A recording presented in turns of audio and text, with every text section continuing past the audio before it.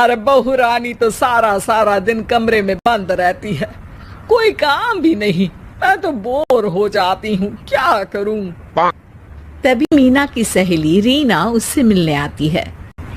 अरे मेरे घर का भी यही हाल है, बेटा ऑफिस और बहू कमरे में बंद, समय काटे नहीं कटता। लेकिन अब सच मानो तो वक्त ही नहीं है कि वक्त से रोटी भी खा लूं। अरे बहन, मुझे भी बता दे कौन सा जादू चलाया है, मैं भी अब जिंदगी के बचे कुचे दिन आराम से काट लूं। दीवारें देख देख कर तो बोर हो गई हूँ मैं। रीना मीना को एक स्मार्टफोन देती है। ये ले, ये है वो छड़ी जो जादू करती है। इसमें मैंने तेरा फेसबुक अकाउंट भी बनाया है, एंजल प्रिया के नाम से। बस अब यहाँ दोस्त बना और सबसे बातें कर। सास को पहले तो उतना समझ नहीं आता है, लेकिन धीरे धीरे वो उसकी आदत डाल लेती है।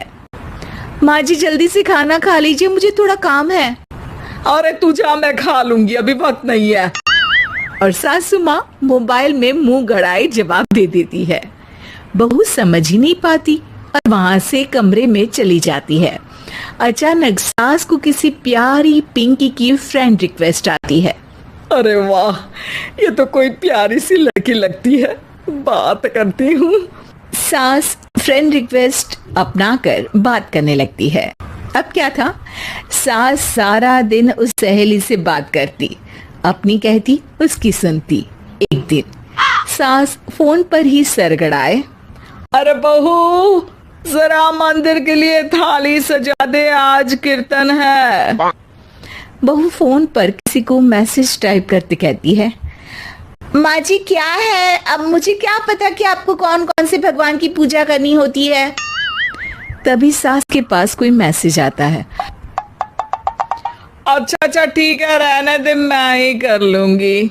अब मैंने मना थोड़ी ना किया है, कर देती हूँ मैं। अब मैंने भी बोला ना कि थोड़ी देर में बात करती हूँ, तो मैं ही कर लेती हूँ, तू जा अपने कमरे में। बहू वहां से चली जाती है। सास मंदिर पहुंचती है और मंदिर की सीढ़ियों पर बैठकर सास फोन पर लिखती है, अरे मेरी बहू सारा दिन अपने कमरे में बैठी रहती है।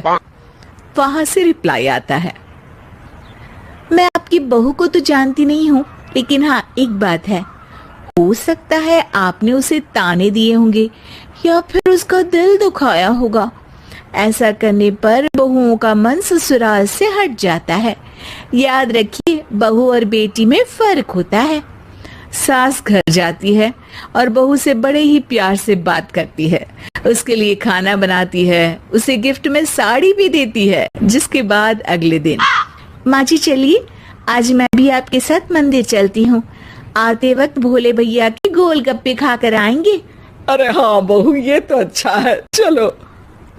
सास मन में सोचती है कि उसकी फेक बुक वाली दोस्त कितनी अच्छी है, उसके समझाने से उसे उसकी बहू वापस मिल गई।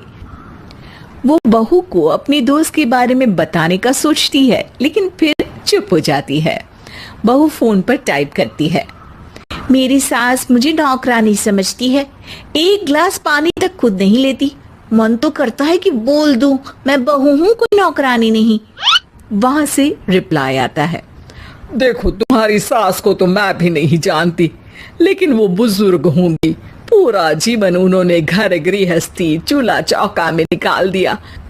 और फिर तुम ये भी मत भूलो कि जिस पति पर तुमको इतना गर्व है, उसे भी शिक्षा उन्होंने ही दी है। तो जिसने तुम्हें इतना दिया, क्या तुम उनकी थोड़ी सी सेवा नहीं कर सकती? बहू भी अगले दिन से सास का सारा काम करती, उनके पैर दबाती, उनका ख्याल रखती, उनके साथ घूमने जाती। एक दिन सास, बहू ये लो मेरा हीरे का हार, पहले तो सोचा था कि अपनी बेटी को दूंगी, लेकिन आज जब मेरे हाथ पैर में दर्द था तो तुम मेरा साथ दे रही थी। समय पर खाना पानी देकर तुमने ही मेरा बुढ़ापे में साथ दिया। उसके हिस्से का बहुत कुछ मैं उसे दे चुकी हूँ, लेकिन ये अब तेरा। बहू तो ये देखकर खुशी से उछल ही जाती है।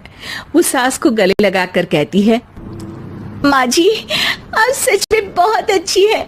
भला हो उस एंजल प्रिया का जिसने मुझे आपसे वापस मिलवा दिया, वरना मैं तो हमेशा आपको गलत ही समझती।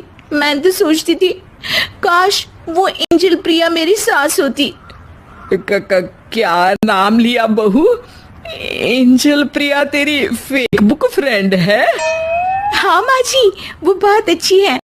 उन्होंने ही मुझे बताया कि सास की कीमत क्या होती है। अरे बहू, कहीं तू प्यारी पिंकी तो नहीं? जी माँ जी, मैं ही हूँ प्यारी पिंकी। क्यों?